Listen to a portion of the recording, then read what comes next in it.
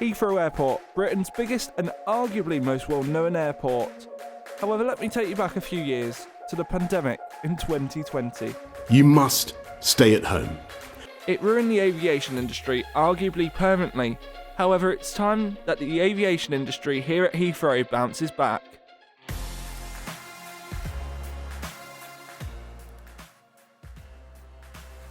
Today we're looking at Heathrow's future, including the third runway, well the proposed one anyway, Heathrow Terminal 1, which uses a little bit of Terminal 2. It's quite a complex thing, I'll explain it in a little bit anyway.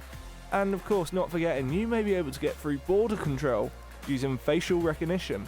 Let's look at the future with Heathrow, with facial recognition for now. Queues, and yet more queues used to be the traditional thing for Britain when it came to border force and entering back to the UK, because you'd actually have to speak to someone. However, in good news, this is all changing, as facial recognition will allow your face to be scanned and uses a government database with your traditional travel documentation, and providing it all goes to plan, you'll be allowed in. However, only certain people currently can use this technology at the moment. You'll need to be aged 10 or above, 10 to 17-year-olds will need to be accompanied. You'll also need to find yourself to be a British citizen, national of the EU, Australia, Canada, Iceland, Japan, Liechtenstein, New Zealand, Norway, Singapore, South Korea, Switzerland, or even the USA. That's not the only way though that Heathrow is expanding, as if I asked you about Heathrow's abandoned terminal, you may not know which terminal that I'm on about.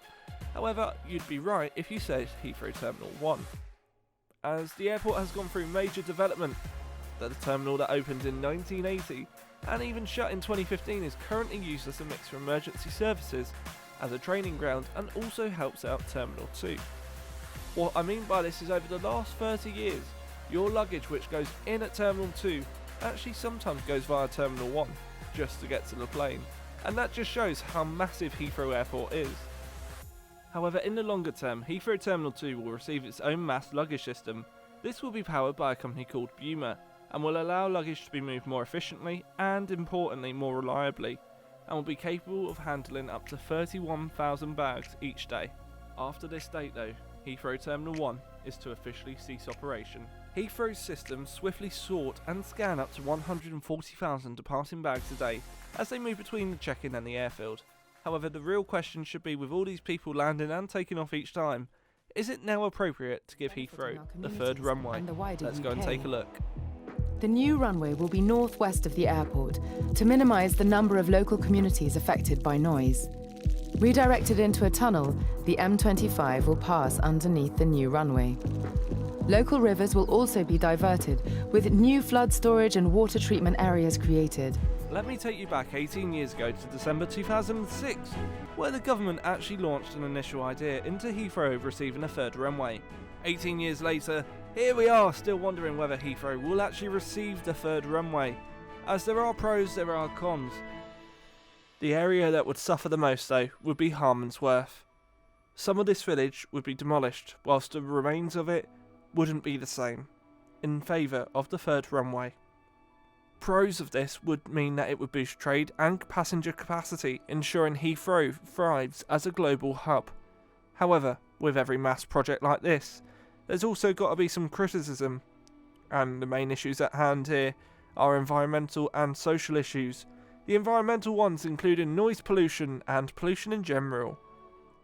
Must be worth noting though that there have been legal challenges along the way, despite the government backing Heathrow getting the third runway. The ayes to the right, 415. The noes to the left, 190.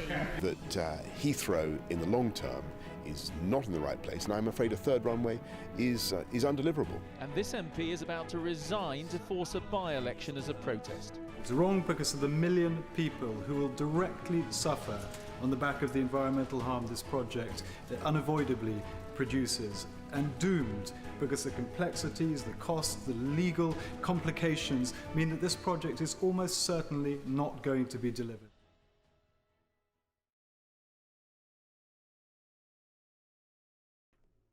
So there you have it, Heathrow is growing back, it's coming back bigger and better than ever before. But the real question is, are you ready for it?